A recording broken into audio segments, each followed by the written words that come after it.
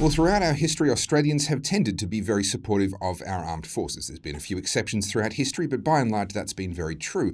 And the default position for most Australians tends to be that we don't judge soldiers who are making life and death decisions in the heat of battle from our armchairs back home.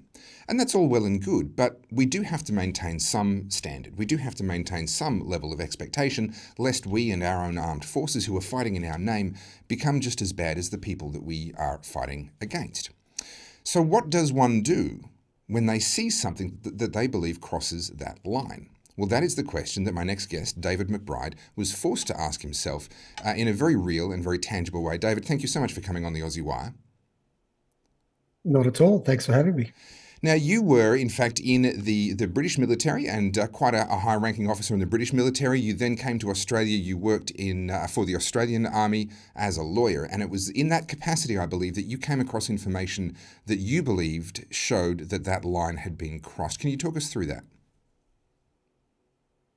Yeah, it's not what most people think it is. It wasn't so much the war crimes that caught my attention. It was the leadership covering up those war crimes and actually being more interested in putting out rosy public statements Mm. than the truth. It was actually the opposite. It was actually the leadership, I believe, were scapegoating good soldiers, actually trying to put some good soldiers in jail Right. who had done nothing wrong. And I couldn't work out why. I was like, we have had all these very suspicious incidents in 2012. You haven't done anything, you haven't Mm. investigated any of them. And now you've got guys who are just defending themselves and you're trying to put them in jail. And I smelt a rat. I said, well, the law hasn't changed, but your actions have changed. What is going on here? Mm. And the people I'm hunting are the generals, not the corporals, to say you knew what was going on. Mm. You had some sort of active cover up going on. And it was despicable. I mean, I love soldiers. I've been in the army all my life. And the Mm. idea that you would put a good soldier in jail um, to protect. I wouldn't even say they were protecting the bad soldiers. I think they were trying to protect themselves Sure. because if they thought certain things would come out, that would blow back on the leadership. And that's all they really cared about was their own reputations. And that disgusted me. Sadly, that's so often the case in all kinds of organisations, and unfortunately, the military is no exception there. Now, that blew up into a huge series of stories. The ABC picked up the stories, and we saw coverage. Excuse me a moment. There we go. I'll find the correct buttons there, David. Sorry for that. We saw coverage on That's the all right. ABC. A number of journalists did pick this up. And it is quite shocking. I mean, Australians have been incredibly lucky. I count myself amongst the luckiest people in the world. I was born in this country. I've never seen conflict with my own eyes. I spent a couple of years in the Army Reserve playing soldier, got my qualifications, was never deployed anywhere, never ever saw the horrors of war in real life. And so it's always going to be shocking when documents like this do get released. Can you give us some insight into the nature of the things that you were trying to draw to their attention? You've spoken in general terms of a cover-up and that there were some things that happened in your view in 2012 that ought to have been investigated. What are some of these things? Well, I think it was said best by one of the SAS soldiers who gave evidence in Ben Robert-Smith's defamation trial. Um, there's a line that can sometimes be crossed, and Mm. I was never going to have a problem with a soldier. I'd been on the streets of Northern Ireland in the British Army. A Mm. soldier who mistakes someone holding a shovel through the mist for a rifle in time of great stress when he's Mm. trying to protect his mate's life. I mean, that is what's going to happen in war. Mm. Even shooting someone half a second after they put their hands up after a tough engagement. I mean, that's going to happen. But it wasn't that. Mm. It was handcuffed people in cold blood after many minutes had gone by, and then a premeditated, almost to some sort of cruelty, execution, clearly executions. Mm. And the problem with that from a professional soldier point of view is that you turn a military unit into a criminal gang because you've got five people that know what happened. Mm. Um, and that means that they've always got something on, not just each other. So if something happens back in the base, Mm. oh, I'm gonna, you did something bad, you bashed your girlfriend, or you stole, I'm going to report it. They'll be like, you're not going to report anything because remember that time Mm. when you were there and we blew those guys' brains out. Um, we're all in this together forever. And no one ever talks about it, and then it starts the a moral decay. I mean, people often say, "Oh, well, what happens over there stays over there." Once you have cold-blooded executions Mm. on a sort of systematic scale, it's not going to stay over there. Mm. Um, why would they not kill people in Australia? Once you decide the law is nothing and it's a Mm. joke and Mm. you're just going to do whatever the hell you want, you wouldn't stop when you got back. I mean, if you found out someone was gonna maybe kill a cops or whatever, and you thought you'd get away with it, you'd kill him. Mm. I Mm. mean, it's professional soldiers don't do it. Yeah, Yeah. and that's what the SAS guy said. He said, "Yeah, of course, we fudge things a little bit. Your life's on the line. Mm. Um, Tempers fray. People are human. It's like a rugby game out there. The rugby game where Mm. death is every. But you don't go too far. You Mm. don't end up like some sort of Nazi extermination squad Sure. where you're grabbing anybody.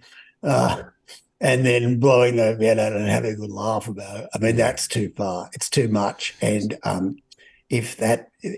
if your military units start doing that and thinking it's a bit of a joke, Mm. you're going to have You've problems. got a big problem already. One of the things that struck me, so I mentioned that I was in the Army Reserve earlier, not to claim any sort of status, but because of this point that I'm about to make now, it really struck me, literally from the very first week of recruit course, that we were being trained, actively trained, that we were morally responsible for the choices that we made out on the battlefield. And that struck me as a really positive thing. And in the very first week of the recruit course that I went through, this is in the early 2000s, we were actually shown a documentary on the My Lai massacre, which took place during the Vietnam War when some American soldiers went much too far, landed out of their helicopters and literally committed an atrocity, just murdered a village of innocent people. And that was used in the recruit course that I was in as an example of what can happen when you let your culture go wrong, when you can lose that moral compass. So I've seen firsthand that there is at least what I believe a genuine effort from the military to have our soldiers have that moral compass and to try and maintain that moral compass even under the duress of war. And it's there from the very first week of training. What has to have gone wrong? And again, coming back to leadership again, to get to the point where people are doing those sorts of things and laughing about it. Yeah, it's a great point, and that's what really made my blood boil. We have so much training, Mm. and we have so much, and this is what you can imagine. It's a good example. The training you did as a reservist Mm. um, was still pretty strong, and the My Lai massacre, even Mm. though the My Lai massacre was a large scale thing Mm. and what many hundreds were killed. Mm. It's the same principle. You can't. We know that was disgusting, but Mm. taking three villages out the back and killing them is just as well. It's not as bad as killing 300, but it's no better. Mm. From Mm. a moral point of view. Um, so we are seeing that kind of thing on a small scale. But what annoyed me, you can imagine how much training a general's had Mm. about leadership. Mm. And they have done, they could tell you a story about leadership that bring a tear to your eye, And yeah, and they knew that they either, we hung Japanese generals after the Second World War, Mm. not because they committed war crimes, but we said the test is you should have known Yeah. and we hung them.